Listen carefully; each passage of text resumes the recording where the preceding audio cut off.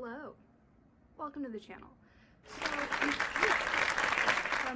This is my first time ever doing this. It's very awkward because most of the time when I do my makeup, I mumble to myself, pretending I'm doing a makeup tutorial and mumbling low enough so my mom doesn't hear. So hopefully I can raise my voice loud enough so you actually can hear me.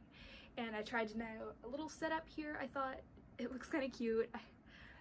You know, we'll see how it goes, if I need to change things around so you can see me better, or so you're not as distracted with other things, or maybe the camera's not close enough, you know. It's just going to be a trial and error process, and I've already said so much and wasted so much time just talking, so you know, why not just get into it. I'm using Nivea Men's Sensitive Post-Shave Balm. Nikki Tutorials told me to use it, and I've been using it ever since as a primer. And as you can see, I have perfect, incredible, flawless skin that every beauty guru is insanely so jealous of. They want to know how I get such incredible, flawless, acne-free skin. And the secret is praying. So, you put it on your face. Okay, so I have a mirror here, so I'm going to be looking here a lot, so hopefully you can see me. You know, we'll just see how it goes. It's trial and error. It doesn't have to be perfect the first time. Okay, here's a tip I found from Jaclyn Hill. She uses like a setting spray to kind of give a little extra dampen to her beauty blender, and honestly, in theory, it sounds like that does nothing. That's just more water on your beauty blender, right? Beauty blender. But, well, that's right. Except I think it's a placebo. It makes me feel like my skin is so much smoother whenever I do it. So I recommend to waste your setting spray by doing that. Okay, so what I'm doing now is I'm dotting the foundation all over my face. And don't worry if it doesn't match my skin tone, because nothing matches my skin tone. And I don't understand how foundation works. Gosh, why? I'm so professional, it's crazy. Go down your neck.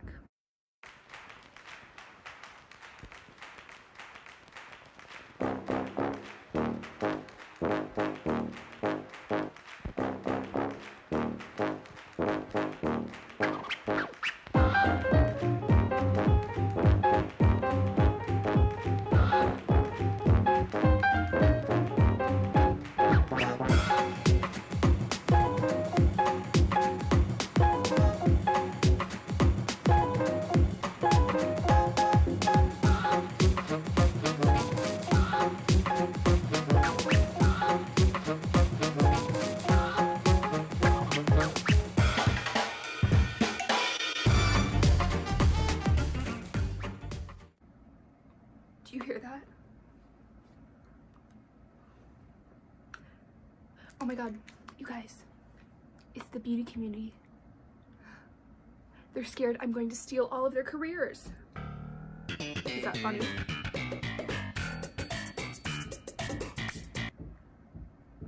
I'm gonna do that joke in every single video, and then we'll compare each time I do it and see how more comfortable I get in front of the camera. You know? I think that's a good idea, right? Okay, okay. Calm down. Okay, so I have a theory about bronzer and contour. I think that bronzer and contour are different. Everyone thinks that. But this is what I think is the difference. I think that bronzer is a more warm tone powder that you put on the outer into the inner portions of your face to make it look like your face has more color, kind of like an illusion of the sun kissing your face. And I believe that contour is a more cool toned powder that you put in the hollows of your face in order to imitate shadows. That's my theory. So I'm gonna do that. And I just kind of put it on the outer portions of my face, into the inner portion, including the cheeks, to give my face more color.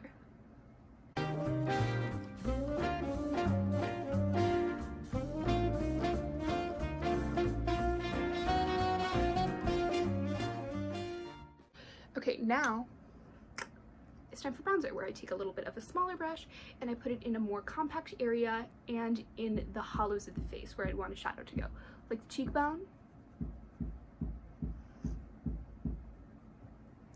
under the jawline. And I don't pick up any new powder to go under the jawline because I find that you can go overboard with the jawline really quickly and make it look like you have this Barbie head that like you can pop on and off and it just looks really strange.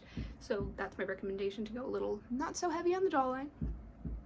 And then I pick up some more and I do the beige rainbow of the face, which is the forehead. Then I put some on the nose. Now it's time for the part that the haters are really gonna get on me with. It's the blush. I use 3 different blushes, and I use them very heavy-handedly because I love a lot of blush. I think it looks so much fun. I think it just brightens my day when I have a lot of blush on. I'm very inspired by Esther Williams and really how everyone kind of did their blush back in the 40s and 50s. I just feel like it just gives the face so much happiness. And so I use 3 different blushes. I start with one that smells really good, and it's kind of, for my skin tone, which is more of a cool toned fair skin tone, I like to use this kind of peachy blush. It has a lot of pink tones in it, but also a lot of orange tones in it to warm up my face. If you already have a warm face, you might want to use a more cool toned blush, and just to kind of balance out the tones in your face.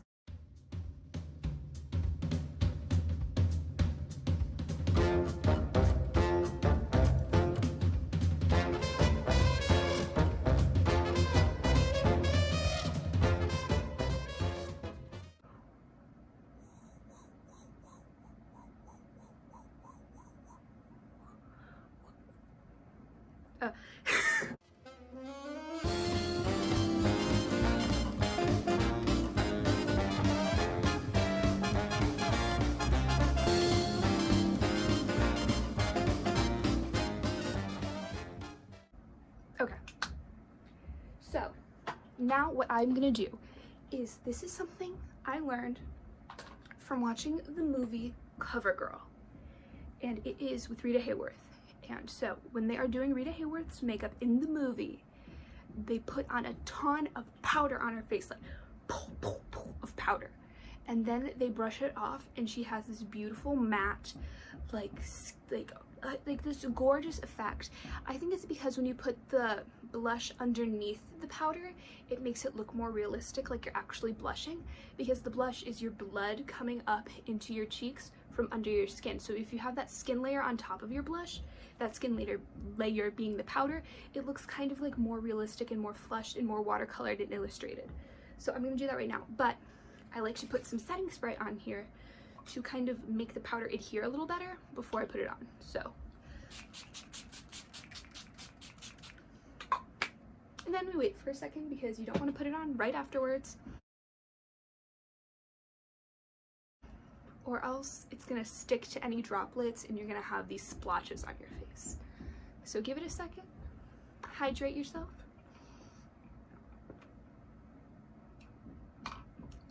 Okay, I think we're good. So now I'm gonna take my powder from before and a powder puff, and I'm going to powder my face.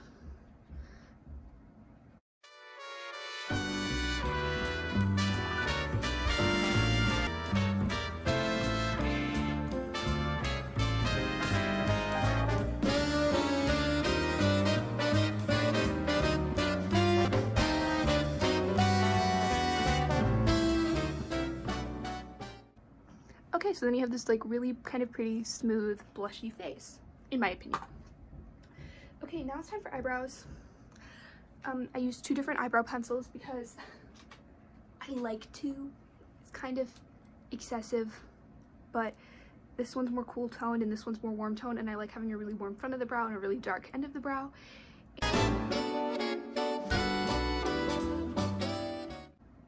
Oh, and when I get to this portion, I really like, instead of doing these horizontal strokes, to do these vertical strokes, kind of mimicking brow hair in the front.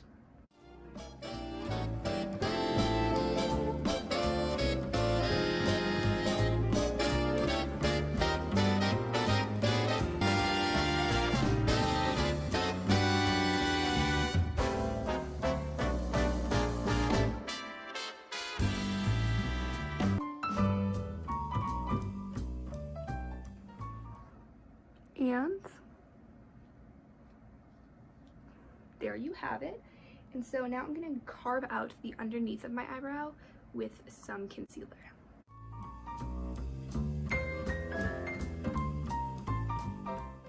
And then what I like to do is I like to kind of take the tip of the brush and bring any of the excess concealer on the brush into the front portion of the brows, kind of mimicking like hair strokes.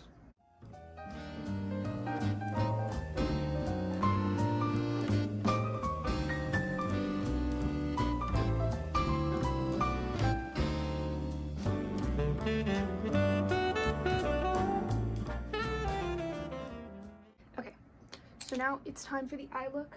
I just do a couple of brown neutral colors in the crease and a brown eyeshadow.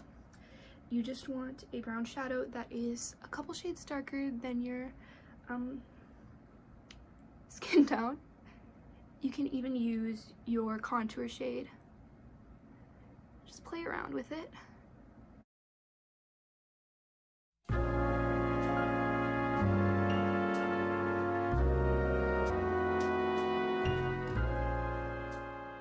Huzzah! I'm going to take a little bit of a smaller fluffy brush and a bit of a darker brown shade, and I'm going to go in a smaller radius of the crease just to kind of deepen that eye shape.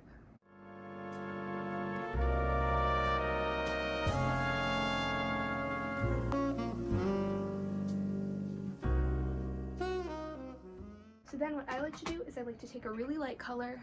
Since my skin is so fair, I just use pure white eyeshadow, and I take a brush and I pack it on the brow bone to give a really nice dramatic highlight in that area.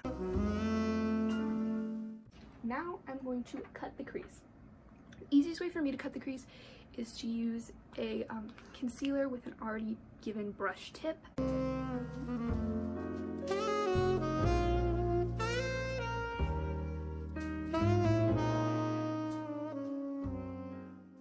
Then I take the concealer brush I used earlier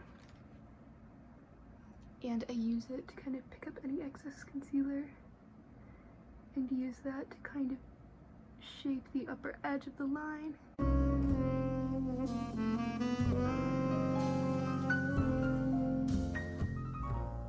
I'm going to take the skin tone color, the kind of creamy color I used earlier, and I'm going to use that to set the concealer.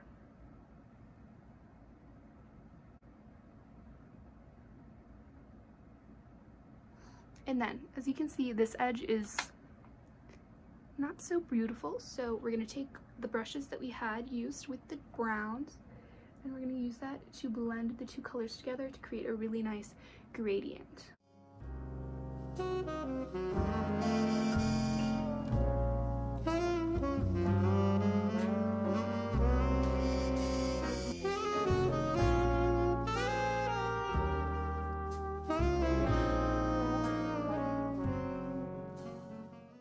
I am very into winged eyeliner. I think it looks really good on my face shape. So that's what I'm going to do.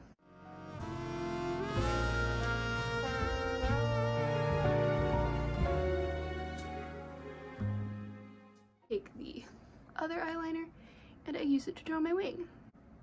Okay, so I start with the shape of the wing. I draw it from the corner of my eye, pointed to the tail of the eyebrow as if there were like this invisible guideline. And I point it up and I stop at the crease. So like if there were an invisible guideline going from the crease down where these two lines intersect. I hope that makes sense. And then I take it from the end and I apply pressure and I let the eyeliner do the work. I let it drag in to connect the line. So then you fill in the line and you'll look at it. Does it look good? Could use a little work. Need to point your tail.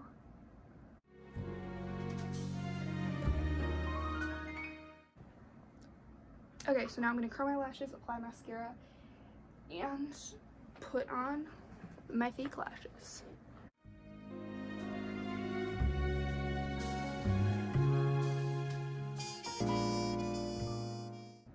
Okay, so I use tweezers, and I tweeze in the middle of the eyelash, and I plop it on, and then I drag the outer corner into the outer corner of my eye, press it down with the inner portion wherever it lies nicely, press it down, wait for it to dry.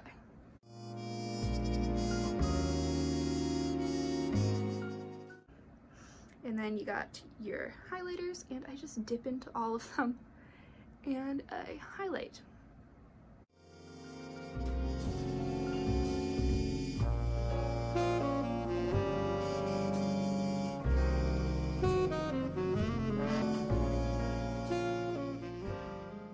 And then that's it. That's how I do my makeup. And I think it's, you know, it's a little vintage with the eyebrows and the blush and the kind of skin tone, but it's also very modern in the winged eyeliner. And this is just my personal style. It's how I think my face looks best. And so here is some close-up of it. But, you know, I hope you enjoyed this look. I hope I did a decent job at tutorializing. I hope the setup looks good for you guys.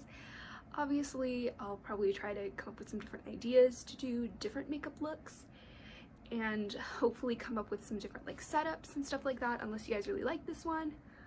Whoever you guys is, whether it's like one person watching my video or like my mom watching it. Either way, I hope you have an incredible day, and thank you for watching. Bye!